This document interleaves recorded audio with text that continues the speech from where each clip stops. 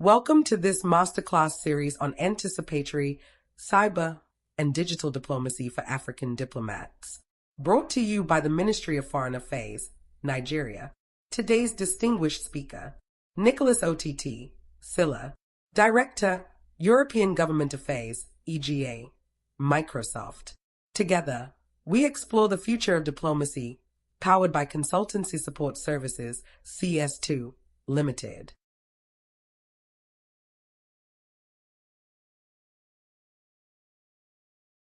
All right. Hello, everybody. Thank you very much for giving me the opportunity to talk to you here today. My name is Nikolas Ott. I work at Microsoft's European Government Affairs team as Director for Cybersecurity and Defense Policy issues. And today I want to talk to you a little bit about our work in the digital diplomacy space. So let me first of all walk you through a little bit what the general concept around that is, and then give you some examples of what this means in practice. I do have a presentation that I'm going to be trying to advance at the same time, so bear with me. I hope this is going to work. So first of all, what is digital diplomacy for Microsoft? For us, it's a crucial effort to advance a peaceful, stable, and secure online world. And this involves promoting digital peace, securing democratic institutions, advocating for responsible cybersecurity policies, and respecting human rights through multi-stakeholder public policy initiatives. So by multi-stakeholder initiatives, essentially we believe that no single stakeholder can effectively combat cyber threats alone. No country, no company, and no civil society entity can combat threats emanating from cyberspace on their own. At Microsoft, we strongly believe that dealing with these types of threats is a shared responsibility, and we have consistently pushed for initiatives that bring together governments, industry, and civil society.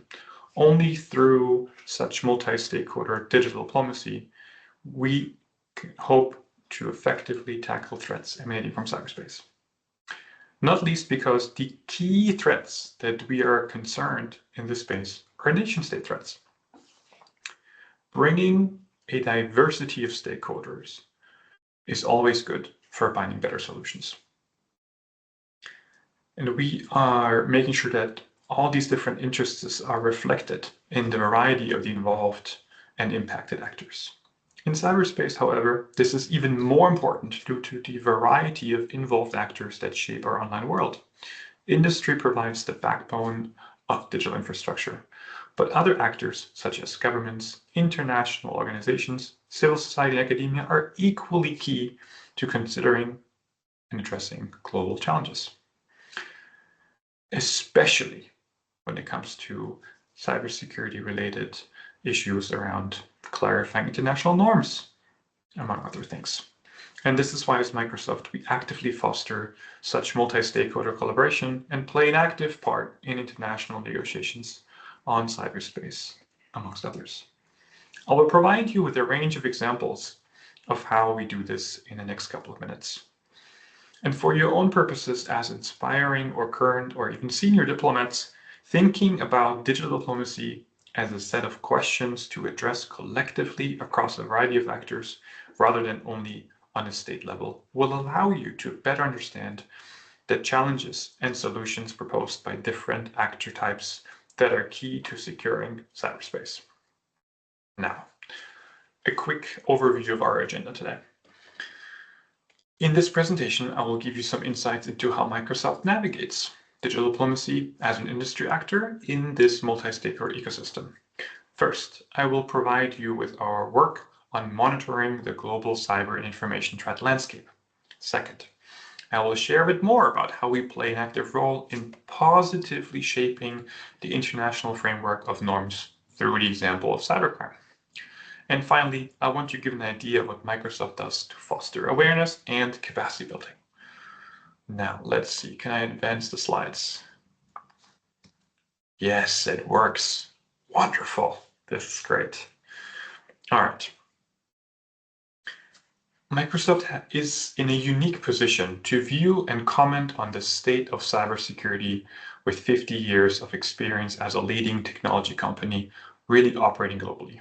We serve billions of customers globally, allowing us to aggregate security data across a board of diverse spectrum of companies, organizations, and consumers.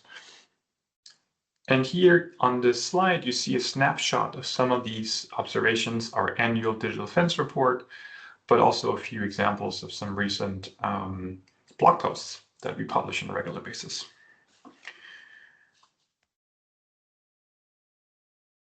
There we go. We receive trillions of signals per day from our hyperscale cloud, endpoints, software tools, and partner ecosystem. These signals are digested daily by increasingly sophisticated AI tools, but our data, our knowledge, and our broad customer set also means we are a target of unrelenting sophisticated attack. Microsoft Threat Intelligence now tracks more than 1,500 unique threat groups, including more than 600 nation-state attack actor groups, 300 cybercrime groups, 200 influence operation groups, and hundreds of others. And globally, we see an increasing collaboration between nation-state actors and cybercriminals, with nation-states leveraging cybercrime tools to launch attacks. Unfortunately, Africa is not exempt from sophisticated cyber attacks, including nation-state targeting, with activity recorded against critical infrastructure and government entities, among others. In addition, social engineering and ransomware are becoming much more prevalent, with identity theft on the rise, particularly with the fintech boom and disruption of services causing significant financial loss.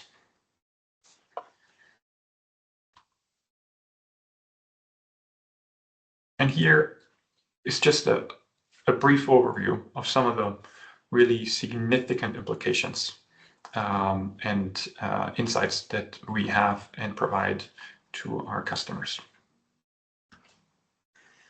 Now, between November 2014 and February 25, a coordinated effort on Operation Red Card by 7 African countries, including Nigeria, led to the arrest of 306 suspects and the seizure of more than 1,800 devices. The attacks targeted mobile banking and messaging apps, which involved over 5,000 victims. The success of the operation underscores the power of international cooperation in fighting cybercrime, and I applaud you and your colleagues for such a success. However, emerging economies continue to struggle with the rising tide of cyber threats.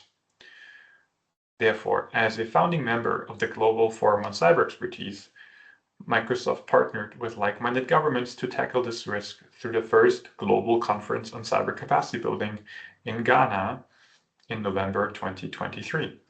The conference was aimed at fostering effective, sustainable, and inclusive cooperation for cyber resilience and emerging economies. Microsoft announced a commitment to support the new Africa Hub. And I believe I have a slide on this. There we go. The Africa Hub, yes. And the Africa Hub was quite relevant because it was a regional initiative helping to address cybersecurity challenges through local and regional means. Microsoft was the first industry supporter of the Accra Call for Cyber Resilient Development, emphasizing the need for global action by focusing on the needs and priorities of developing countries. We applaud Nigeria for the important measures it has taken to enhance its cybersecurity posture through the creation of its National Cybercrime Coordination Center, which will drive nationwide cybersecurity efforts. In fact, we believe that this could be a useful example for others to follow in the region and elsewhere. Now, let me quickly go back one slide because I want to talk about our digital diplomacy in action.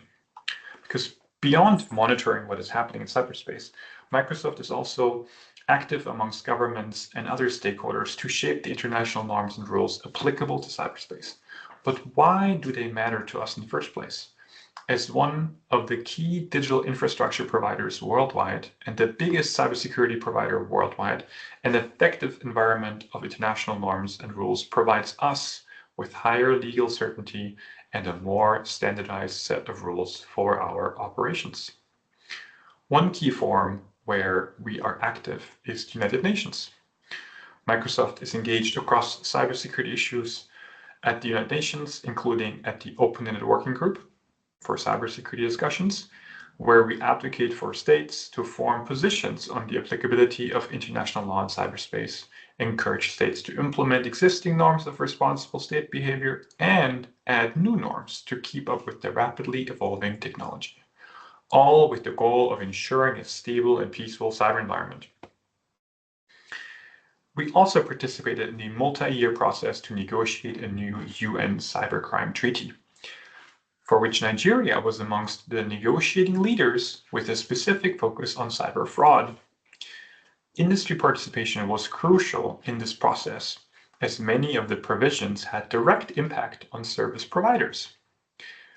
While we believe an international framework that facilitates international cooperation is critical to cybercrime, we believe there's more work to do in its domestic implementation to ensure a robust protection of human rights, cybersecurity researcher protection, and data privacy.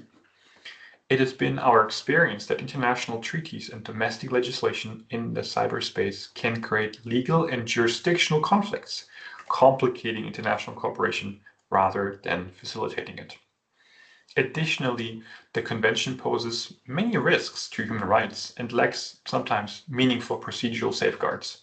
These safeguards are essential as they enable companies to challenge overly broad or unlawful requests in court and uphold the rights of individuals to address abuses through legal action.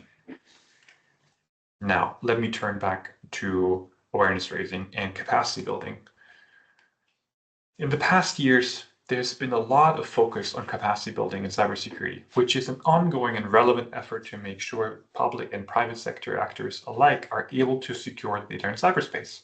However, building capacity in cyber diplomacy as a means for having an active voice in shaping global conversations on the governance of cyberspace is equally important. And here I want to give a shout out to our Estonian colleagues who are running the Estonian the Talent Cyber Diplomacy Summer School, which is actually a great week-long seminar. And if some of you are able to participate either this year or next year, I can highly recommend it. But also here, this recorded conversation with you now is, I think, a first step at that direction as well, because you then can build on that, on the things that you may have learned or heard today, and really engage them more meaningfully. To illustrate the work Microsoft does in this field, I want to highlight a few efforts, especially under the Global Conference on Cyber Capacity Building and the Accra Call for Cyber Resilient Development, which was one of the outcomes of the first GC3B. One example for streamlining cyber capacity building through multi-stakeholder collaboration that I would like to share with you is a compendium addressing the cybersecurity gap in global development. We collaborated with the International Telecommunications Union, ITU, and the Swedish Ministry of Foreign Affairs to develop a set of recommendations of how to structurally think about cybersecurity in development work. And we came up with essentially 7 sort of best practices and recommendations. First, integrating cybersecurity in development initiative.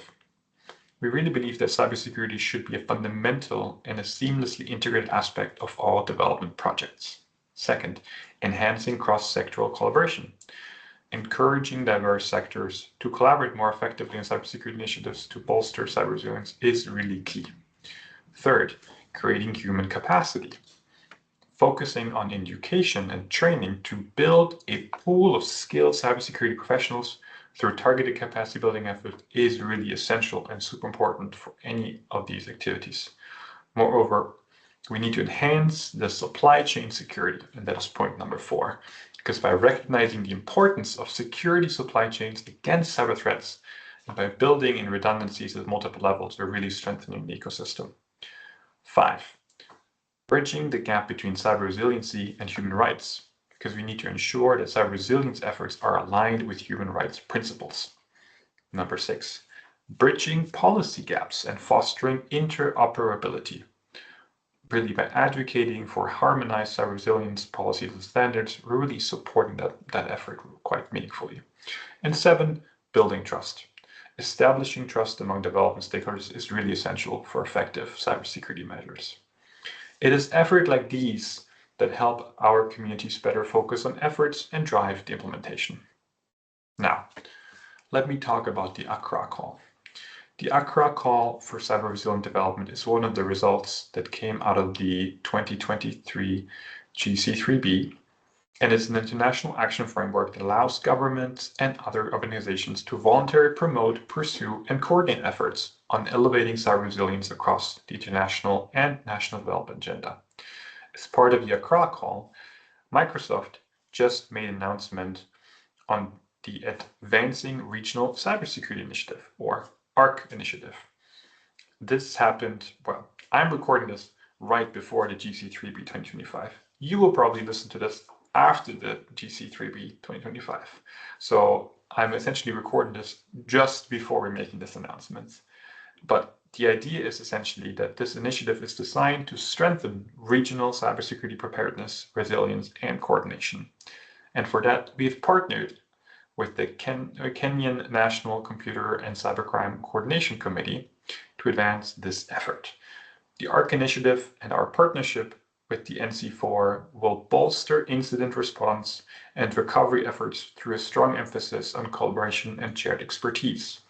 Amongst others, this includes bringing key stakeholders together for tabletop exercises aimed at strengthening collective preparedness and simulating a realistic cyber incident and stress testing coordination.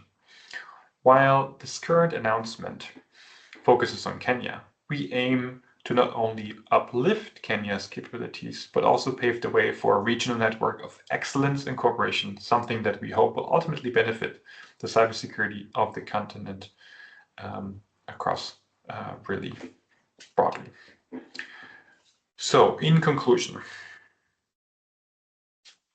thank you very much for listening to my presentation, and I hope that this overview of some of Microsoft's digital diplomacy and capacity building effort has given you a better idea of the role of industry actors like us and what kind of role we play in the multi-stakeholder digital diplomacy ecosystem. Cyber diplomacy is evolving as quick as cyberspace itself, so this will be an exciting space for you to follow as you grow, mature, or go on seniority in your role as diplomats. Thank you very much. I hope this was insightful to you. You can reach out to me if you like over LinkedIn. That's the easiest way to find me under my name, Nikolas Ott. And I hope this was helpful for you. Thank you very much.